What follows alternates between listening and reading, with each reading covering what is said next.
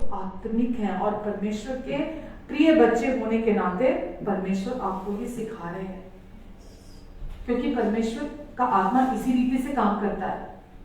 आप परमेश्वर को शिकायत नहीं कर सकते, परमेश्वर कुछ नहीं हो रहा, मेरा जीवन नहीं बदल रहा, मैं तो प्रार्थना भी कर रहा हूं, मेरे जीवन में कुछ नहीं हो रहा। देरी परमेश्वर की तरफ से नहीं है, देरी वचन की तरफ से नहीं है। देरी कहां है? हमारी अज्ञानता में। हमें सच्चाई नहीं पता, हम सच्चाई जानते नहीं है, इस वजह से ही हम कमी और घटी में रहते हैं। तो अगर आप अपने आप को निर्णय लेते हैं कि आप मेरा मन, यीशु के उसमें लिखा है कि हे बोझ से दबे हुए लोगों, तुम मेरे पास आओ, मैं तुम्हें विश्राम दूंगा, मैं तुम्हें शांति दूंगा।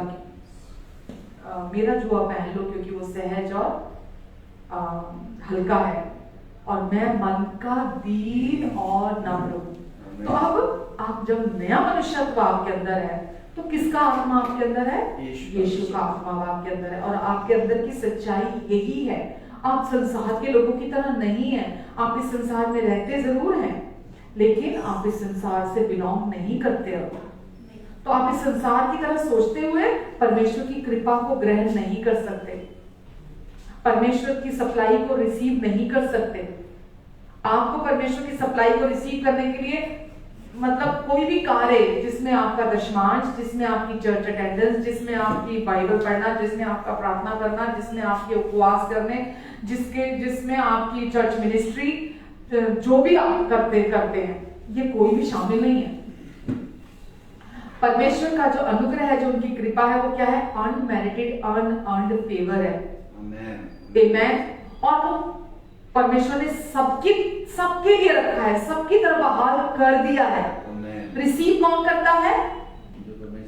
जो परमेश्वर के साथ अग्रीमेंट में आता है। जब तक हम परमेश्वर के साथ राजी नहीं होते हैं, हम अपनी कोशिशें करते रहते हैं कि मैं शायद कंट्री बदल लूं तो मेरा जीवन सही हो जाएगा, शायद मैं घर बदल लूं तो मेरा जीवन सही हो जाएगा, शायद मैं ये कर लूं, शायद मैं और पढ़ लूं और क्वालिफाइड हो जाओ तो मेरा जीवन बदल जाएगा, शायद मैं अपनी जॉब बदल लूं तो मेरा जीवन बदल जाएगा, मैं ये कर लूं, मैं वो कर लूं, मैं ऐसे कर लूं, मैं वैसे कर लूं। जो व्यक्ति अपने ही कोशिशों में है, वो अपने ही कोशिशों का रिजल्ट चाहता है। जैसे मैंने अभी बोला, वो सोचता है मैं अपने लिए काम करूंगा, मैं अपने लिए कुछ करूंगा और अपने आप को प्रोवाइड कराऊंगा। यही घमंड है, यही घमंड है। परमेश्वर क्या चाहते हैं? हम पूरी तरह से उन पर आधारित जीवन जिए, उन पर निर्भर होकर जीवन जिए, ताकि उनके अनुग्रह की सप्लाई को, उनकी कृपा की सप्लाई को हम निरंतर अपने जीवन में रिसीव करें। हालेलुया। वो सीख रहे हैं? yes. तो जितना अधिक हम समझेंगे अपनी मृत्यु को, उतना अधिक हम हमारे जीवन के, हमारे शरीर की शाखाओं में हम फलों से लगे हुए होंगे। प्रेम, आनंद, शांति, धीरज, कृपा, भलाई, विश्वास, नम्रता, आत्मसंयम। विश्वास भी क्या है? आत्मा का फल। जितना आप परमेश्वर के साथ राजी होंगे, विश्वास आपके अंदर से काम करेगा। जितना आप राजी होंगे, प्रेम फ्लो करेगा, आनंद, शांति, ये सब आपके भीतर से फ्लो करेगा। परमेश्वर की का जो भी प्रोविजन है वो आपके जीवन में फ्लो करेगा और आप हर दिन आनंद में चलेंगे, खुशी में चलेंगे परमेश्वर की। तो आप विश्वास करेंगे, जितना विश्वास करेंगे उस अंधे के क्षेत्र में परमेश्वर ने आपके लिए क्या कर दिया, आप उतना शांति में रहेंगे, उतना विश्राम में रहेंगे, आप उतना ही परमेश्वर के प्रोविजन को प्राप्त करेंगे। तो सबसे इंपॉर्टेंट है कि अब मैं यीशु के साथ क्रूस पर मर चुका हूं और अब जो मैं जीवित हूं वो मैं परमेश्वर के लिए जीवित हूं। आमीन। आपका पुराना इंसान, मैं जो प्रतिभा हूं, मैं 2005 में प्रभु में आई थी। 2005 से पहले जिस दिन मेरा नया जन्म हुआ, उससे जो एक क्षण पहले का था, तब तक मैं पुराने आदम, पहले आदम में जीवित थी। लेकिन जिस क्षण मैंने विश्वास किया और मेरा नया जन्म हुआ, उसी क्षण मैंने ये विश्वास किया और उसी क्षण मैंने विश्वास किया कि मैं यीशु के साथ क्रूस पर मर चुकी हूं और अब मैं जो जीवित हूं वो परमेश्वर के लिए जीवित हूं। फिर आप परमेश्वर के उद्देश्य के लिए जीने लगते हैं, आप परमेश्वर के हथियार बन जाते हैं। आप भी देखिए, मेरा पति ये करता है, मेरी पत्नी ये करती है, मेरे बच्चे ये करते हैं, मेरे फैमिली में ये करता है, ये फलाना ऐसे करता है। आपको उन सब चीजों से कोई मतलब नहीं रहता। मतलब वो चीजें आपको परेशान नहीं करती हैं कि ये मेरे साथ है। जब मैंने बोला आपको, जब आप उस नए मनुष्य पर विश्वास करते हैं तो क्या उत्पन्न होता है? प्रेम। आपको दूसरे लोगों को जाकर कहना नहीं पड़ता, अरे भाई मैं बदल गया हूँ, ओ भाई मैं बदल गई हूँ, अरे मेरा विश्वास क्यों नहीं करते? आपको बोलने की जरूरत नहीं है कि मैं बदल गई हूँ, मैं बदल गया, मैं पहले ऐसा किया करता था, मैं पहले ऐसा किया करती थी, पर अब मैं नहीं करती हूँ। आप लोग मेरा विश्वास क्यों नहीं करते? क्या सेब के पेड़ को कभी जबरन विश्वास कराना पड़ता है कि अरे विश्वास कर लो मैं सेब का पेड़ हूँ? संतरे के पेड़ को जाके शोर में जाना पड़ता, अरे भाई मैं संतरे का पेड़ हूँ यार, मैं संतरे का पेड़ हूँ, तुम लोग क्यों मुझे सेब से बोल रहे हो? जो उसको सेब बोल रहा होगा वही थोड़ा खसका होगा, ठीक है? तो वो दिखता है, वो एविडेंट होता है, वो दिखाई देता है। जब आप सही विश्वास करेंगे तो आप फलों से लदे हुए होंगे। आपके जीवन को देखकर आपके फैमिली वाले आपको साइलेंटली वॉच आउट करते हैं, आपको देखते हैं, कोई आप पर शक नहीं करता। लेकिन जब आप बिहेव नॉर्मल करने लगते, बिहेव मतलब आप जो अंदर विश्वास कर रहे होते हैं वो जब आप विश्वास करते हैं तो वही फल के रूप में बाहर आने लगता है। तो आपका बिहेवियर भी उसके द्वारा प्रभावित होता है, आपका बाहरी व्यवहार भी बदल जाता है। आप अगर अपने आप को हाथ में बाइबल पकड़ के बोले, ओ मैं तो जी प्रभु का हूं जी, मैं तो यीशु में विश्वास करता हूं, मैं तो, और आप पार्किंग लॉट में जाते हैं, वहां लोगों से झगड़ा कर रहे हैं, आप दुकान में जाते हैं कहीं मार्केट में, वहां लोगों के साथ झगड़ा कर रहे हैं, आप में क्रोध भरा हुआ है, आप जाके लोगों के साथ बदतमीजियां कर रहे हैं, है ना? आपने अपनी गाड़ी के पीछे यीशु के बारे में कुछ लिखा हुआ है या परमेश्वर के बारे में कि गॉड इज लव, है ना, गॉड इज गुड, वो लिखा हुआ, लेकिन आपका रवैया अगर ऐसा है तो कौन ये विश्वास करेगा कि आप और मैं हम विश्वासी हैं?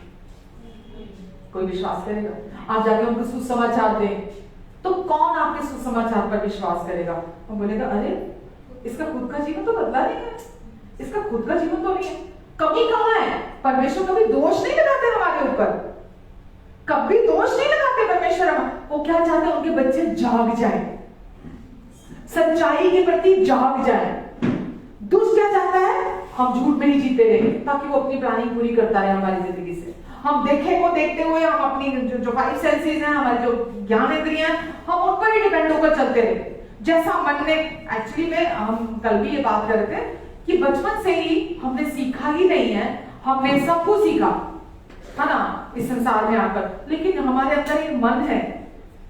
लोग बोलते हैं अपनी कोशिश से मन को कंट्रोल करो, कोशिशों से मन को कंट्रोल करो, लेकिन हमें पता ही नहीं था कि ये जो मन है तो किसी के कंट्रोल में आने वाला नहीं है, किसी के बस में आने वाला नहीं है। पर अब जब हम यीशु में आते हैं तो हमको पता लगता है कि जब सच्चाइयां गॉस्पेल पता लगती है तो हमारे अंदर से परमेश्वर का आत्मा, परमेश्वर की सामर्थ है जो हमारे मन को नया करती है। उनके वचन को जब हम सुनते हैं, सब वचन पर विश्वास करते हैं, उस वचन को अपने दिल में लेते हैं, वो हमारे अंदर रूपांतरित करती है, हमारे पुराने मनुष्य को भी बदल देती है, वो पुरानी सोचों को बदल देती है हमारे अंदर से। तो आप और मैं, हम देखे हुए को देखकर अगर चलते रहेंगे तो हम हमेशा गरीबी, बेहाली, बीमारी, कमी घटी का जीवन जिएंगे। हम गुस्सा करते रहेंगे, दोष लगाते रहेंगे, नाराज रहेंगे, शिकायतें करते रहेंगे, हमेशा कमी और घटी में रहेंगे। लेकिन अगर हम विश्वास करते हैं कि नहीं, अब मैं इस संसार से बिलोंग नहीं करता, मैं रहती जरूर हूं इस संसार में। अब ये जो शरीर है, ये बाहरी लिफाफा, ये बाहरी जो आउटर शेल है मेरा, केवल ये दिखता है, पर अंदर सब कुछ परमेश्वर ने अपने आत्मा की तरह बदल दिया है, सब कुछ मेरे अंदर नया कर दिया है। और जितना अधिक आप विश्वास करेंगे उतना अधिक आप विजय में चलेंगे, आनंद में चलेंगे, और आपके फलों को देखकर लोग पहचान जाएंगे कि परमेश्वर सच्चे हैं, विश्वास योग्य हैं। जो कोई भी उनके पास आता है, जो कोई भी उन पर विश्वास करता है, वो उनकी जिंदगियों को अपनी आशीषों से भरपूर कर देते हैं, उनके लाइफ्स को ट्रांसफॉर्म कर देते हैं। कितनी भी पुरानी बीमारी हो, परमेश्वर उससे छुड़ाकर बाहर निकालते हैं। कितने भी श्राप क्यों ना हो, पुराने पुरखों से चले आ रहे श्राप क्यों ना हो, कितने भी श्राप क्यों ना हो, फैमिली के जो कर्सेस होते हैं, परमेश्वर उन सबसे बाहर निकाल देते हैं। कैसी भी बुरी एडिक्शंस क्यों ना हो, बुरी लतें क्यों ना हो, जब आप अपनी नई पहचान, नई वाचा पर विश्वास करते हैं, पूरा साल आपने अब बस केवल इतना ही करना है कि आपने अपनी नई वाचा को समझना है। जो सुसमाचार है वो नई वाचा का सुसमाचार है। आपको सुसमाचार की इस नई वाचा को अपने लिए पहले समझना है, फिर परमेश्वर के साथ राजी होना है। जब आप राजी होंगे, आप विश्वास करेंगे कि आप मर चुके हैं। आप जो जीवित हैं, आप परमेश्वर के लिए जीवित हैं। और जब आप परमेश्वर के लिए जीवित हैं, आपका भी जीवन बदलेगा, आपके द्वारा दूसरों का भी जीवन बदलेगा। आमीन, हालेलुया। तो क्या सीखा आज मैं यही रुकती हूँ। अभी क्या सीखा?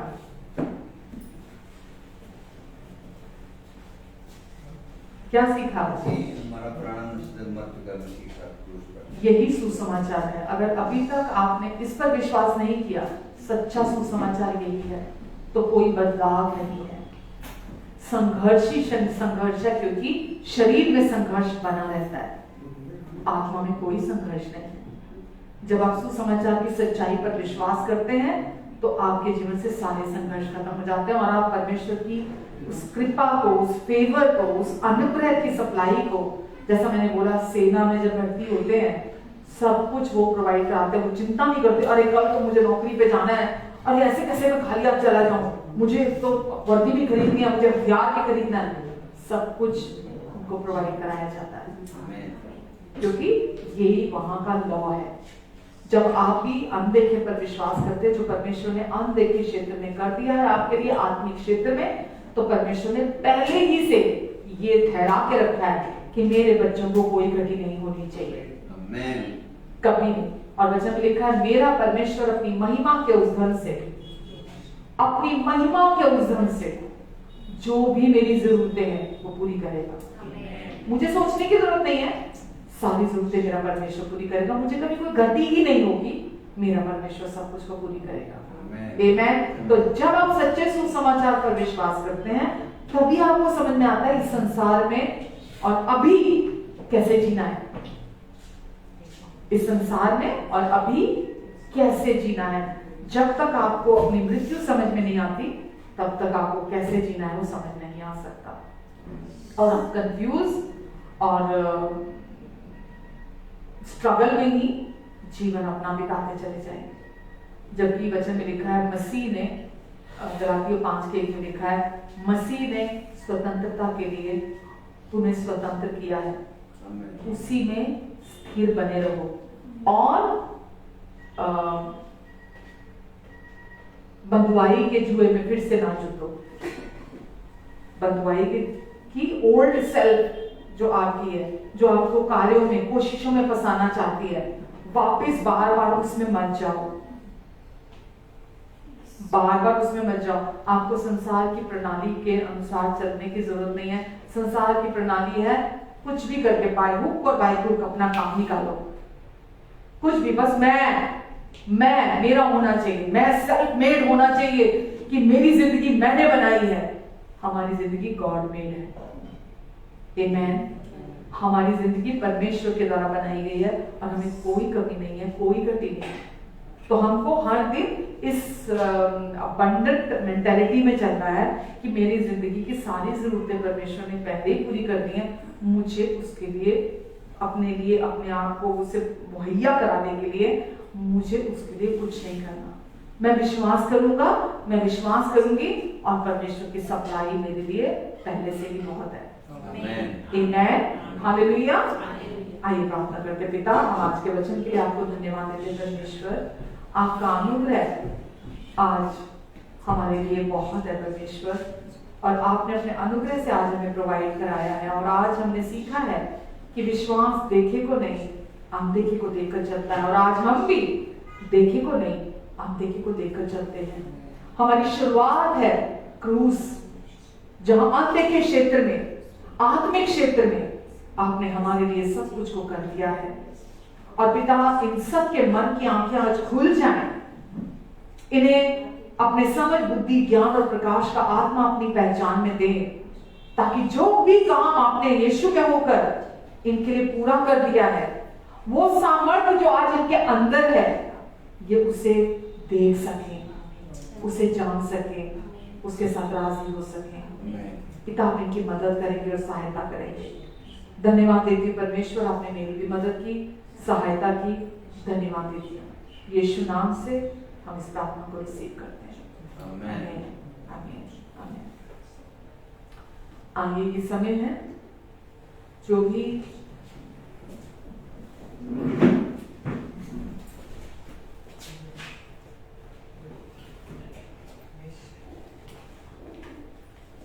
व्यक्ति आज परमेश्वर के क्रूस पर पूरा हुए कार्य में विश्वास करता है कि यीशु जब क्रूस पर गए तो परमेश्वर ने मुझे भी क्रूस पर यीशु के साथ एक कर दिया था।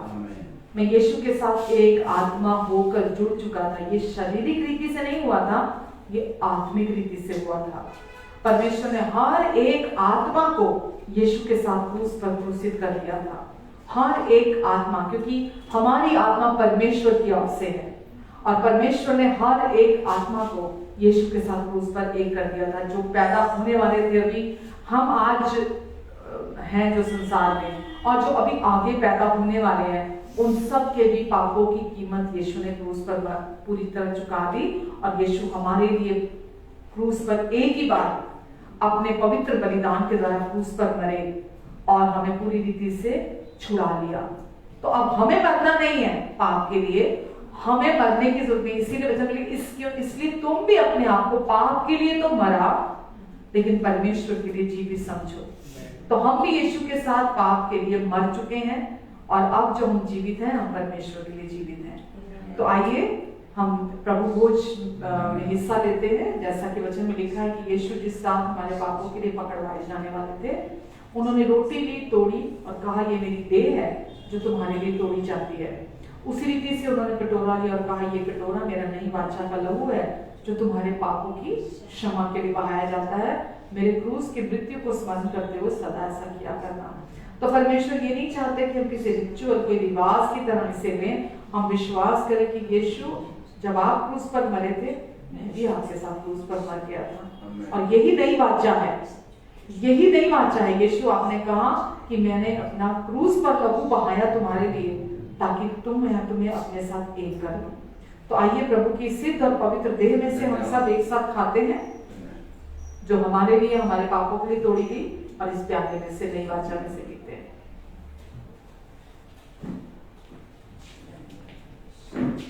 धन्यवाद देते हैं प्रभु।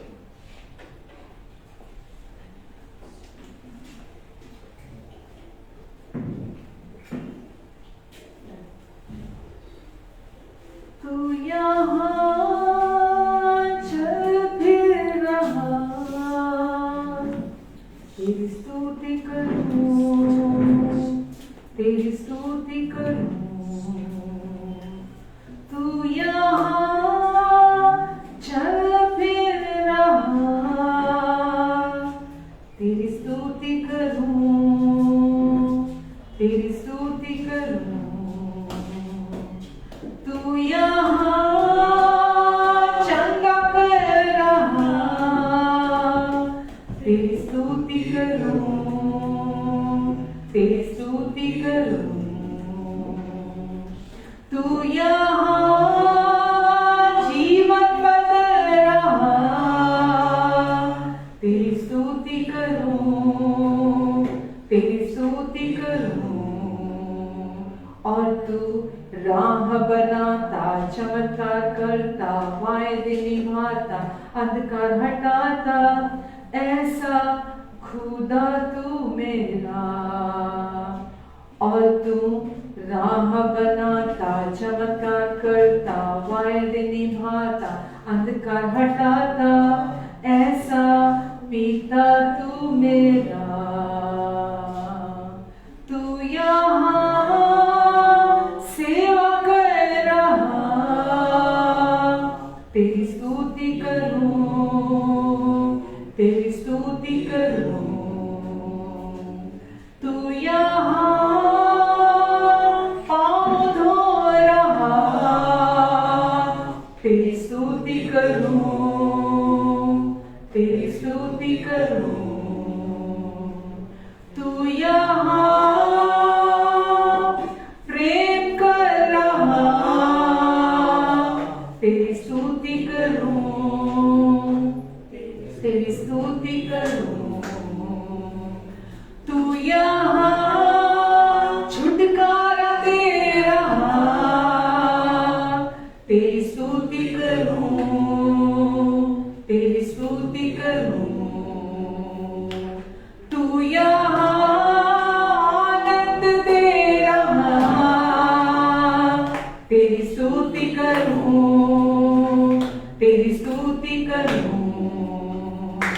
और तू राह बनाता, चमत्कार करता, वायदे निभाता, अंधकार हटाता, ऐसा पिता तू मेरा। और तू राह दिखाता, चमत्कार करता, वायदे निभाता, अंधकार हटाता, ऐसा पिता तू मेरा, पिता तू मेरा। तू यहाँ चल फिर रहा, तेरी स्तुति करूं, तेरी स्तुति करूं। तू यहाँ चंगा कर रहा, तेरी स्तुति करूं, तेरी स्तुति करूं। तू यहाँ जीवन बदल रहा,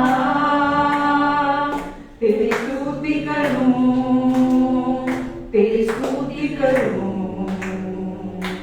तू यहाँ चल फिर रहा,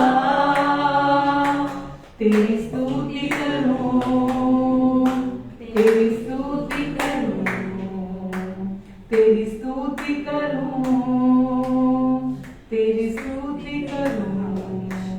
आमेन, हालेलुया। पिता मैं इस समय धन्यवाद देती हूँ आपको परमेश्वर, अपने सारे चर्च के लिए और जितने लोग भी हमारे साथ ऑनलाइन जुड़े हैं इन सबके जीवन के लिए परमेश्वर। आज आपका सच्चा सुसमाचार इन्होंने सुना है परमेश्वर, और जब सच्चा सुसमाचार रिलीज होता है तो परमेश्वर आपकी सामर्थ बहती है, आपकी सामर्थ काम करती है परमेश्वर, आपका जीवन बहता है परमेश्वर, आपकी बुद्धि काम करती है उस समय परमेश्वर, और लोगों के जीवन रूपांतरित होते हैं परमेश्वर। आज आपने जीवनों को बदला है और परमेश्वर मैं आपको धन्यवाद देती हूँ सबकी जिंदगियों के लिए, इनके प्रियजनों के लिए। इन सब पर आप अपना अनुग्रह का हाथ बनाकर रखेंगे, इनके आने और जाने पर अपनी आशीष को ठहराएंगे, इनके मुख पर अपने मुख के तेज को चमकाएंगे परमेश्वर। की सारी जरूरतों को अपनी महिमा के उज्जवल से जो मसीह यीशु में है आप पूरी करेंगे। आपका वचन कहता है और वो और भी अधिक अनुग्रह देता है, और भी अधिक अनुग्रह देता है, क्योंकि वो दीनों पर अनुग्रह करता है पर अभिमानियों का विरोध करता है। हम में से कोई भी अपने हृदय को कठोर ना करे, हम में से कोई भी आज अभिमानी होने का चुनाव ना करे, अपनी सेल्फ पर डिपेंड होने का चुनाव ना करे।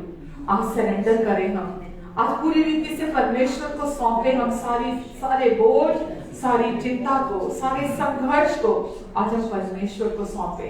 मैं हर एक मसीह विरोधी विचार, हर एक ऊंची कल्पना, हर एक ऊंचे गढ़ का आज खंडन करती हूँ और हर एक भावना को प्रभु यीशु मसीह का आपके जीवन से आज्ञाकारी होने का आदेश देती हूँ। प्रभु यीशु के नाम से मैं आपको धन्यवाद देती हूँ। पवित्र आत्मा जी आप काम कर रहे हैं, आप हमेशा हमारे अंदर नई इच्छा डालते हैं और आज भी आज के वचन से आपने इन सब के भीतर नई इच्छा को डाला है, अपनी इच्छा को डाला है, क्योंकि हमारे अंदर तो इच्छा भी नहीं है, पर आप अपनी नई इच्छाओं को हमारे अंदर डालते हैं परमेश्वर। और आज आपकी इच्छा को इन्होंने अपने हृदय में रिसीव किया आपसे और आप इसे पूरा भी करेंगे परमेश्वर। मैं धन्यवाद देती हूँ पिता आपको, धन्यवाद परमेश्वर, आपकी महिमा इनके जीवन से प्रकट हो, आपकी रोशनी इनके द्वारा चमके, आपका प्रेम इनके द्वारा महके, आपका जीवन इनमें से प्रवाहित हो और आपका अनुग्रह और शांति इनके जीवन में मल्टीप्लाई होता चला जाए हमारे क्षेत्र में, और ये आपकी पहचान और आपके अनुग्रह में बढ़ते चले जाएं। दुष्ट के हर झूठ और धोखे से आप इन्हें पूरा सप्ताह बचा कर रखेंगे, अपने पवित्र लहू के नीचे, पंखों के आड़ के नीचे, परों के नीचे इनको और इनके अपनों को आप कवर करके रखेंगे, और आप जो बातें इनके अंदर भर रहे हैं इन्हें समय समय पर पवित्र आत्मा जी आप याद दिलाएंगे। धन्यवाद देती हूँ पिता मैं आपको, धन्यवाद परमेश्वर, सारी महिमा आदर आपको देते हैं। इस प्रार्थना को धन्यवाद के साथ रिसीव करते हैं। Amen. Amen. Amen. So God bless you all and thank you. प्रभु आप सबको, आपके प्रियजनों को इस पूरा सप्ताह संभाल कर रखेंगे। आज के वचन से मैं विश्वास करती हूँ आपने सीखा है, आपको आशीष मिली है, तो आप इस वचन को दूसरों के साथ जरूर बांटें, क्योंकि हमारा लक्ष्य है, हमारा पर्पस है सुसमाचार को सब तरफ फैलाना, यही हमारे लिए परमेश्वर की भी इच्छा है। और आप हमारे साथ इसमें सहभागिता करें सुसमाचार को दूसरों तक पहुंचाने के लिए। तो आप इसे किसी भी जरिए से आप इसे शेयर करें। YouTube में भी प्रतिभा पुरी के नाम से जो हमारा चैनल है, वहां जाकर भी आप इसे खुद के लिए भी सुन सकते हैं और दूसरों के साथ भी बांट सकते हैं। तो गॉड ब्लेस यू एंड अपना ध्यान रखें और अपनों का भी ध्यान रखें। Love you all, God bless you.